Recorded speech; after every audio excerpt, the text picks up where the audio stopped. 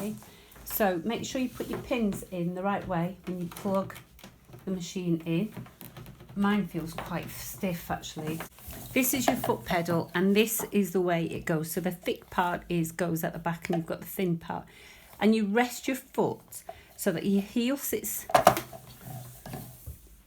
So your heel sits here and your toes are on that bit there. And you press. Go slowly. And if I press it fast, you can actually see the machine bouncing up and down on the table. Okay, so that's what your pedal is for. I'm going to switch the machine back off and place that on the floor. I'm going to use one of these bobbins and threads, and I'm going to choose something to match this fabric actually. So we'll go for the dark pink, I think. Okay, two very important things. It looks like the bobbins work and they are fine, but more importantly, when you use your machine for the first time, I've noticed, I don't know if you can see it, but those pink threads don't look so pink. They look quite dark. And the reason is because the machine's oils are filtering through into the thread. So that means play with your machine on some scrap fabric first before you start working on your project. And it's like a box of chocolates, isn't it? I'm going to pick out the same colour for the top and the bottom. Right, so the way to do this is you fill up your bobbin, but because I've already bought the bobbin, I'm going to use this one. Check your manual to see which way your thread goes in. So winding the bobbin, inserting the bobbin 14. So make sure, if you can find the end. There it is. Okay, so I've got the thread. We want the thread to be going in that direction, that way. So pop into the casing like that. Catch that slit there. So can you see that slit? And then pull it till it clicks into that hole. There we go. And then you place it into the shuttle casing here.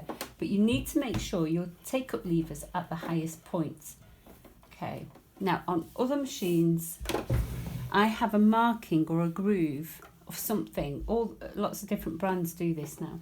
When that thread take-up lever is at the highest point, there's a groove or something to mark it. Grab a Sharpie or something, or a sticker or something that you can feel, so that's up at its highest point. So that's a really good tip for you. So you don't have to keep looking, just you get a natural feel for making sure that's at the highest point. And then when that's at the highest point, this will click into place easily, like that. Steady. So now we're going to feed the thread on for the bobbin. You need to have this thread coming from underneath, so make sure we have it set that way, like that. Bring your thread round this way on that hook, but this time instead of going around the guide here, we're going around this tension disc here. We're going to thread the thread through this hole, going up like that and through. You see? Okay, and then we just sit this bobbin like that. So hold on to that thread, don't let go. So you're holding on to that thread, nice and firm, and then push the bobbin towards this guide, and that will deactivate the machine. So that needle won't go up and down, but we'll fill this bobbin up. So when you have some thread in there, stop, because you've got a nice even flow on that, and that thread we don't need to have on there anymore. So you can cut that away like that, and then continue to feed that. I'm going to put my foot all the way down.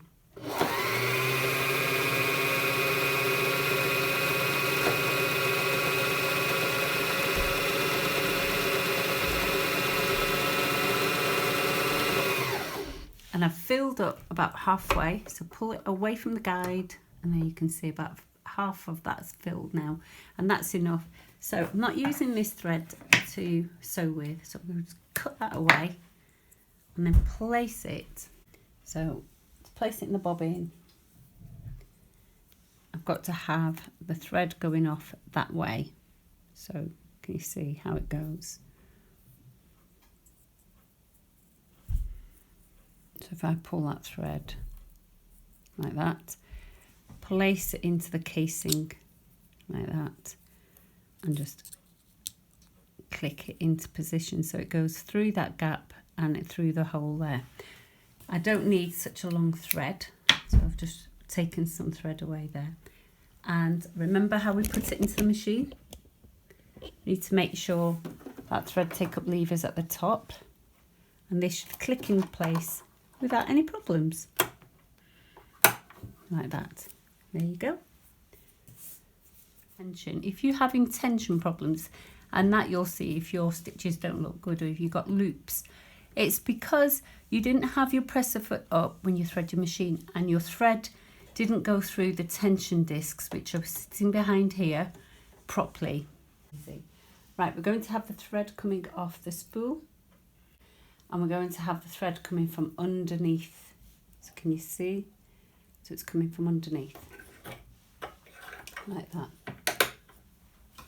Let's use a smaller spool cap for a smaller thread,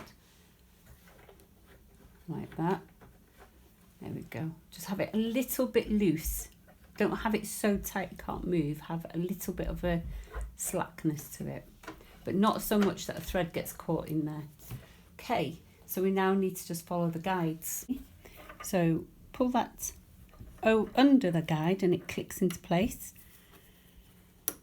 like that. Pull it round this guide, and then we're going to go down and scoop right up, and then go scoop right round there, and then catch this guide here, like that.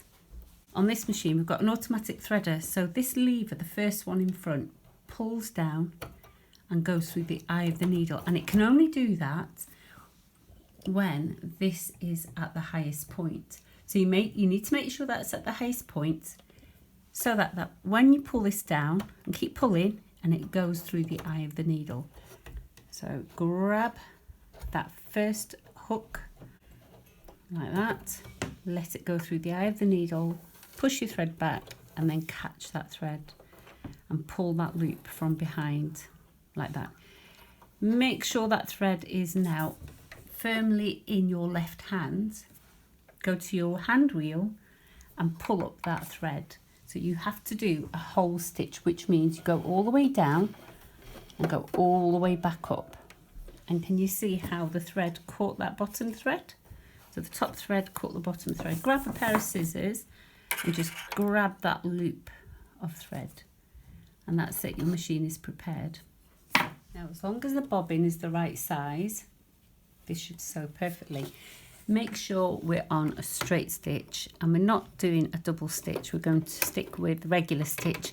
I'm going to use a stitch length of 2.5. So whenever you're sewing something on the inside, your inside seam is around 2.5. When you're doing a visual stitch, so something like a top stitch on a bag to make it look pretty, or edge it like on a patch pocket, I tend to use 3. Sometimes I might go up to 3.5, but 3 is the one I use. So 2.5 is fine for regular stitching.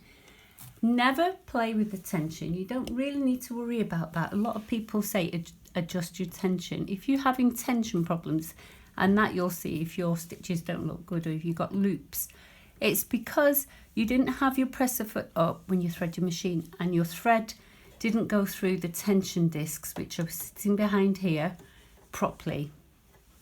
Okay, so don't adjust that. Leave it. Tends to be fine on the machines. The factory settings tend to be good. Here you've got your stitch width. Can you see how the needle moves left to right? So if you're doing top stitching or a plique and you want your needle to be over there, you can adjust that.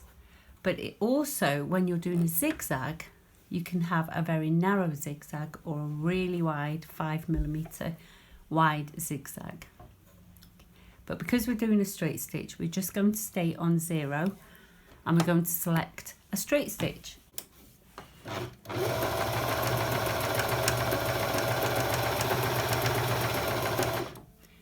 I'm going to lock the stitches there, and the way to lock your stitches is press the reverse button and you'll see the threads at the machine go backwards.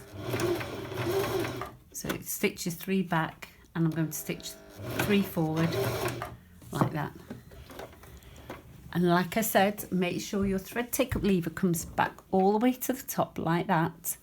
Lift your presser foot up then, and then gently pull your fabric out. It should come out nice and smoothly, and you should be able to swing that round the cutter and cut your thread. Here we go, that's quite a pretty decorative stitch. That's S2 and it's the tricot stitch there that's given me that design. So have a little play around, make some pretty little envelopes or something.